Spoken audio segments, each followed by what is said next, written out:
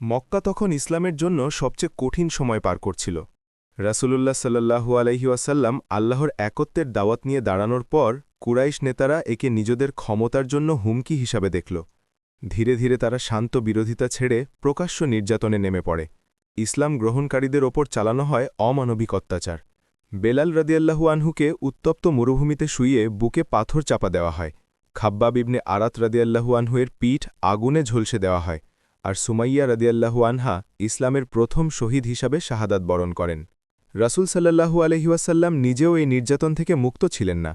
তার গায়ে আবর্জনা নিক্ষেপ করা হয়েছে, নামাজ পড়ার সময় উটের নাড়িভুড়ি চাপা দেওয়া হয়েছে, সামাজিকভাবে তাকে একঘরে করা হয়েছে।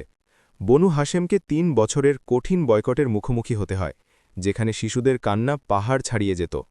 এই পরিস্থিতিতে মক্কা আর দাওয়াতের নিরাপদ স্থান রইল না। ঠিক তখনই আল্লাহ নতুন পথ খুলে দিলেন। হজের মৌসুমে ইয়াসরিব থেকে আগত কিছু লোক রাসূল সাল্লাল্লাহু আলাইহি ওয়াসাল্লামকে চিনতে পারে এবং আকাবায় গোপনে বাইয়াত গ্রহণ করে।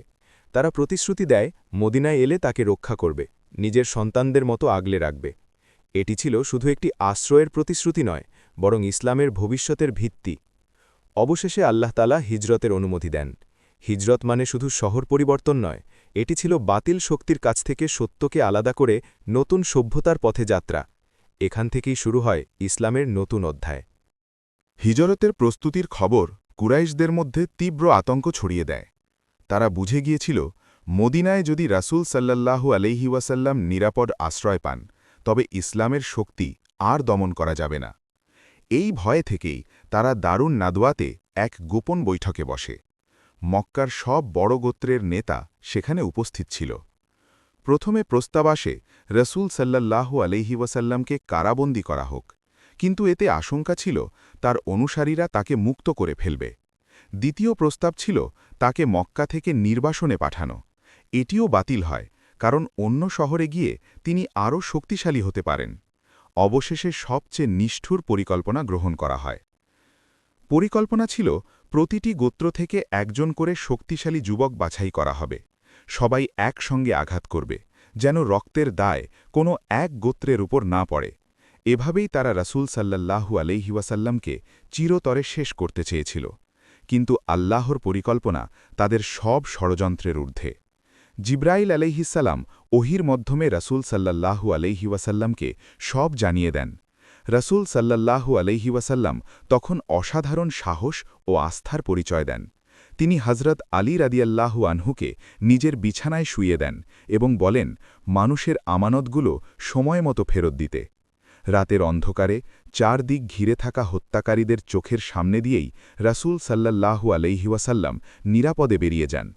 আল্লাহ তাআলা তাদের দৃষ্টিশক্তি আচ্ছন্ন করে দেন। এই ঘটনা প্রমাণ করে মানুষ যত বড় ষড়যন্ত্রই করুক, আল্লাহ চাইলে তা মুহূর্তেই ব্যর্থ করে দিতে পারেন। মক্কা ত্যাগের পর রাসূল সাল্লাল্লাহু আলাইহি ওয়াসাল্লাম সরাসরি মদিনার পথে যাননি। শত্রুদের বিভ্রান্ত করতে তিনি বিপরীত দিকে রওনা হয়ে গোপনে গারে সাউর নামক গুহায় আশ্রয় নেন। তার সঙ্গে ছিলেন একমাত্র সঙ্গী হযরত আবু বকর রাদিয়াল্লাহু আনহু। এই গুহায় তারা ৩ দিন ৩ রাত অবস্থান করেন। এদিকে কুরাইশরা ঘোষণা দেয়, যে ব্যক্তি মুহাম্মদ সাল্লাল্লাহু আলাইহি ওয়াসাল্লামকে জীবিত বা মৃত ধরে আনতে পারবে তাকে ১০০ উট পুরস্কার দেওয়া হবে। এই ঘোষণার পর চারদিকে অনুসন্ধানকারী দল ছড়িয়ে পড়ে। এক পর্যায়ে তারা গুহার মুখ পর্যন্ত পৌঁছে যায়। এই ভয়ঙ্কর মুহূর্তে আবু বকর রাদিয়াল্লাহু আনহু উদ্বিগ্ন হয়ে বলেন, হে আল্লাহর রসূল, তারা যদি শুধু নিচে তাকায় তবে আমাদের দেখে ফেলবে। রাসূল সাল্লাল্লাহু আলাইহি ওয়াসাল্লাম তখন ইতিহাসের এক অমর বাক্য বলেন, দুঃখ করো না, আল্লাহ আমাদের সঙ্গে আছেন। আল্লাহের কুদরতে গুহার মুখে মাকড়সার জাল ও কবুতরের বাসা দেখা যায়।